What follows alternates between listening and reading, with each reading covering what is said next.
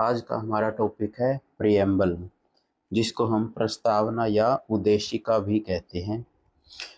तो इसमें आता है कि हम भारत के लोग भारत को संपूर्ण प्रभुत्व संपन्न समाजवादी धर्मनिरपेक्ष लोकतांत्रिक गणराज्य बनाने के लिए भारत के नागरिकों को क्या प्रदान करेंगे? न्याय, स्वतंत्रता, समता और उनकी बंधुता को बढ़ाएंगे। तो इसमें आता है कि सोर्स ऑफ पावर। तो सोर्स ऑफ पावर क्या है? We the people of India, हम भारत के लोग। यानी कि शक्ति कहाँ से आ रही है? भारत के लोगों से। और ये जो लाइन है वो कहाँ से ली गई है? अमेरिकन कॉन्स्टिट्यूशन से, क्योंकि उसमें भी ऐसे लिखा गया है, we the people of United States of America. तो ये है हम भारत के लोग भारत को कैसा बनाना चाहते हैं। तो हमारा लक्ष्य क्या है कि हम भारत को किस तरह का बनाना चाहते हैं? संप्रभुत्व, समाजवादी, धर्मनिरपेक्ष, लोकतांत्रिक, गणतंत्र। तो इस तरह का हम भारत को बनाना चाहते हैं। तो ये सोवरेन का मीनिंग क्या है? संप्रभुत्व जिसको बोलते हैं।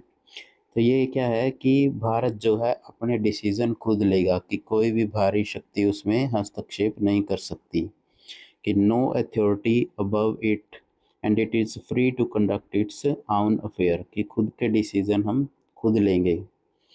फिर आता है सोशलिस्ट, समाजवादी। सोशलिस्ट क्या है? सामाजिक आर्थिक असमानताओं को कम करना, यानी कि सभी को इक्वल अपॉर्चुनिटी प्रोवाइड करना, किसी के साथ भेदभाव नहीं करना। फिर आता है हमारा सेकुलर, धर्मनिरपेक्ष। अभी सेकुलर में क्या है कि किसी को कोई भी धर्म मानने या ना मानने की पूरी आज़ादी प्रदान की गई है, कि कोई भी किसी भी धर्म को अपना सकता है। फिर आता है डेमोक्रेटिक। डेमोक्रेटिक क्या होता है? Rule by people. तो ये ग्रीक वर्ड है लोकतांत्रिक, जिसको बोलते हैं demo means people, kratia means rule, कि supreme power from the rule, की जनता की जनता द्वारा और जनता के लिए सरकार, की सरकार जो है जनता द्वारा बनाई जाएगी और जनता के लिए। फिर आता है वर्ड हमारा रिपब्लिक, गणतंत्र जिसको बोलते हैं। इसका मीनिंग क्या होता है कि जिसका मुखिया जनता द्वारा चुना जाता है उसको बोलते हैं रिपब्लिक। जैसे अपने 26 जनवरी 1950, उस दिन रिपब्लिक डे बोलते हैं, कि इस दिन रिपब्लिक डे है। और हम बोलते हैं कि इस दिन हमारा संविधान लागू हुआ था। लेकिन गणतंत्र का मीनिंग क्या है? कि राज्य का मुखिया जनता द्वारा चुना जाता है। तो इस संविधान लागू होने के साथ साथ उस दिन भारत के पहले प्रेसिडेंट थे, यानी कि राष्ट्रपति, उन्होंने भी शपथ ली थी। तो इसलिए इसको गणतंत्र दिवस के रूप में मनाया जाता है। फिर आता है कि भारत के नागरिकों को क्या प्रदान करेंगे? जस्टिस, न्याय प्रदान करेंगे। कैसा? सामाजिक, आर्थिक और राजनीतिक। और स्वतंत्रता प्रदान करेंगे। कैसी? विचार की, अभिव्यक्ति, विश्वास, धर्म और उपासना की। और इक्वलिटी, इक्वलिटी कितनी? दो प्रकार की, प्रतिष्ठा और अवसर की। फिर बंधुता को बढ़ाएंगे। कैसी बंधुता? जो व्यक्ति की गरिमा को बढ़ाए और राष्ट्र की एकता और अखंडता को बनाए रखे। अब ये जो लिबर्टी, इक्वलिटी और फ्रेटर्निटी, ये तीनों वर्ड किससे लिए गए हैं? फ्रांस से। फिर आती है तारीख, कि हम 26 नवंबर 1949 मिति मार्गशीर्ष शुक्ल सप्तमी विक्रम संवत 2006 को हम ये अपना रहे हैं। तो अब इसमें विक्रम संवत 2006, तो ये 1949 है, और इसमें विक्रम संवत निकालते हैं तो 57 ऐड कर देते हैं, तो इसलिए ये आ गया 2006। तो इसमें विक्रम संवत ही लिया गया है, लेकिन ऑफिशियल कैलेंडर जो है भारत का वो है शक संवत। तो ये विक्रम संवत क्यों लिया गया? क्योंकि ये लागू हुआ 1949 में, और शक संवत ये डिसाइड किया गया 1956 में।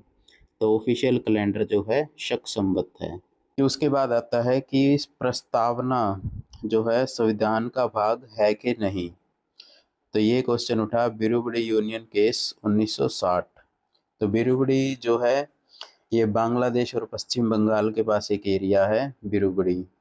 तो उस समय इसको लेकर विवाद था कि ये किसके पास होना चाहिए। तो जवाहरलाल नेहरू ने फिरोज नून समझौता 1958 के तहत जो है ये क्षेत्र पाकिस्तान को दे दिया, जो उस टाइम पाकिस्तान था और अब ये बांग्लादेश है।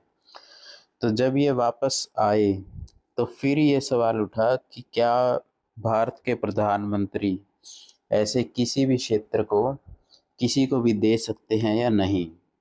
तो अब ये कौन बताएगा, तो ये बताएगा संविधान। तो संविधान में ना तो मना किया गया है ना हाँ किया गया है, लेकिन एक पार्ट प्रेम्बल जो है वो बताता है कि एकता और अखंडता को बनाए रखेंगे। तो अगर ये कॉन्स्टिट्यूशन का भाग है तो फिर ऐसे क्षेत्र नहीं दे सकते। तो कोर्ट का क्या डिसीजन आया कि ये जो है कॉन्स्टिट्यूशन का पार्ट है ही नहीं, तो ये केस ही खत्म हो गया। उसके बाद हमारा आता है केशवनंदन भारती केस 1973। तो इसमें क्या कहा गया कि जो प्रियम्बल है वो जो है संविधान का भाग है, लेकिन ये आर्टिकल की तरह इफ़ेक्टिव नहीं है और एनफोर्सेबल नहीं है, जस्टिसेबल नहीं है, और पार्लियामेंट को ना तो ये शक्ति प्रदान करता है ना ये रोक लगाता है, और ये स्वतंत्र विधिक प्रभाव नहीं है। तो इसका क्या मतलब है कि आर्टिकल की तरह प्रभावी नहीं है, कि जैसे आर्टिकल लागू होते हैं तो ये वैसे लागू नहीं हो सकता, और परिवर्तनीय और वाद योग्य नहीं है। तो इसका मतलब हुआ कि अगर प्रियम्बल में कुछ लिखा गया है तो उसके बेस पे हम कोर्ट नहीं जा सकते कि आपने ये चीज़ें लागू नहीं की, और संसद को ये जो है ना तो रोक लगाता है ना ये शक्ति प्रदान करता है। जैसे कि बीरूबड़ी केस में था कि क्या ये क्षेत्र दे सकते हैं, तो ना तो ये रोक लगाता है और ना ये शक्ति प्रदान करता है, कि देना है तो दे सकते हैं और नहीं देना है तो भी कोई रोक भी नहीं लगाता है और ना ही कोई शक्ति प्रदान करता है। फिर आता है LIC केस 1995। तो इसमें क्या कहा गया कि जो प्रस्तावना जो है संविधान का भाग है। अब आता है कि क्या प्रस्तावना में संशोधन हो सकता है। तो इसमें संशोधन हो सकता है, जो केशवनंदन भारती केस में कहा गया। तो इसमें संशोधन जो है कितनी बार हुआ है, वो हुआ है एक बार, 42वां संविधान संशोधन 1976।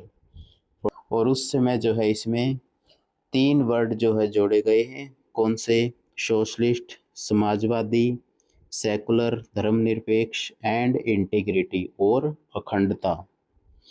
और प्रेम्बल जो है संविधान में सबसे आखिर में लिखा गया है, जैसे कि पूरा संविधान लिखा गया और उसके बाद जो है प्रियम्बल लिखा गया है।